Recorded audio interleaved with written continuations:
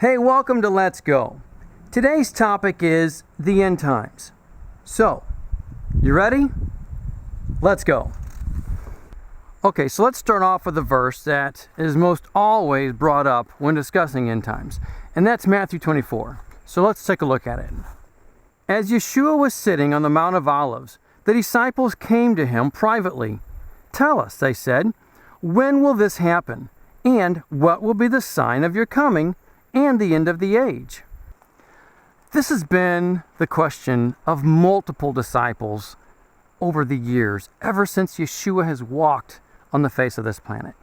And the bottom line is, we're not really going to know when they come until they're really, truly upon us almost. Sure, we can see things just happening beforehand, but then that's when it happens. So we're not going to be able to see years out and stuff. Oh, sure, we can possibly try to figure things out, but I don't think we're ever going to know really until they're really upon us. The bottom line is we have to live our life every day for Him. Whether they're here, we think they're here, or they're not here, meaning the days, the end times. So the bottom line is we should always be trying to live our life every day for Him. Keeping in mind that we have to remember what He said to us in Luke 21:36, and that is, "Be always on watch and pray that you may be able to escape all that is about to happen, and that you may be able to stand before the Son of Man." So that means that we should always be praying that we're living the righteous life and that we're watching for Him, that we're being mindful of the days that we're living in. That's the bottom line, that we are always watching. The thing I hear from youth most often is that, they don't want it to be the end. They don't want it to be the end times. And it's not so much that they don't want Yeshua to return. That's not the issue. The bottom line for most of them that I hear anyway, and possibly you, is that you want that opportunity to live out your dreams. You want that opportunity to live out your life. Lots of reasons that I hear, many of the reasons I hear, are things like, they want to get married. They want to have children. They want to get a job, have their own home, get their own car, you name it, things like that.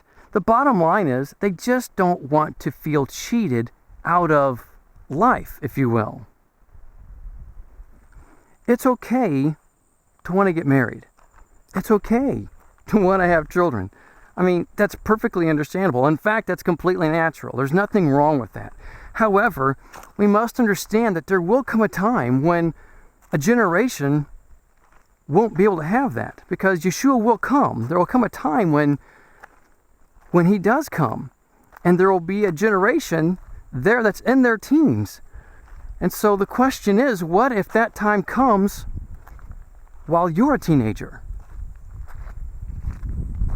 Here's the thing. We can't put those things above our relationship with Yahweh.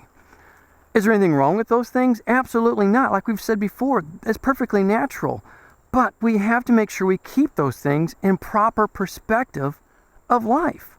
The end times may not come for another 100 years. Now, do I think that's going to happen that way? No, I don't. But we all have to realize that's a potentiality that we have to keep in the back of our head at all times. So we should be able to dream. We should be able to live our life, dream for the future, okay?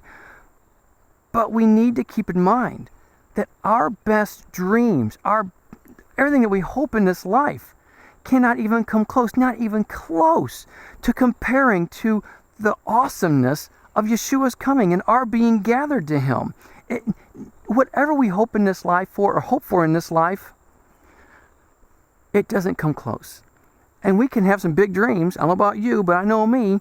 I can dream pretty big, okay? But this world has nothing to offer compared to the greatness and the awesomeness that is going to come when He returns. When He returns in righteousness again, righteousness is going to reign again. The world that we live in is corrupt. But when He comes, it's going to be so cool because righteousness will rule again. So plan and dream.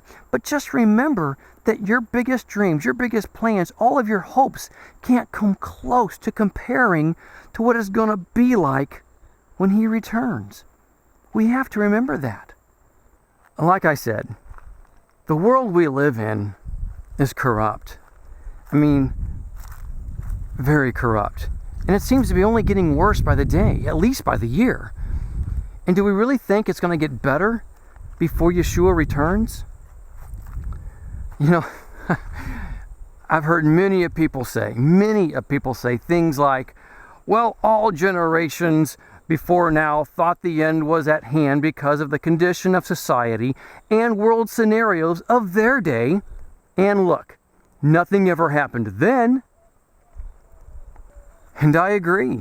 I mean, many have said that. I mean, over many years, the last 2,000 years actually. And yes, nothing has ever happened. But is that a reason for us to just completely ignore the world that we're living in today? I mean, is that a reason to just say, oh, well, yeah, we don't have to watch and pray anymore? I mean, Yeshua told us to watch and pray of the day and be mindful of these things.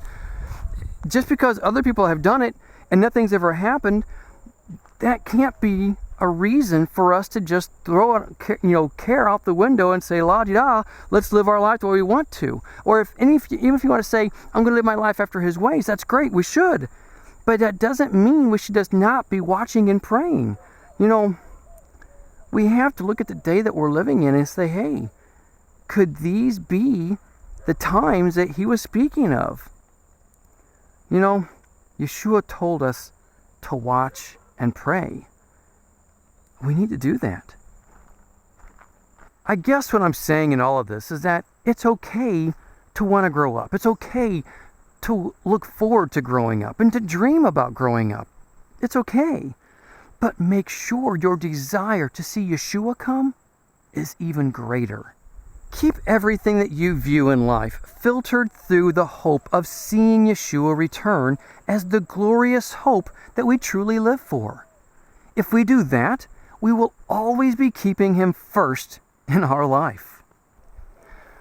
Well, that's all I have for today.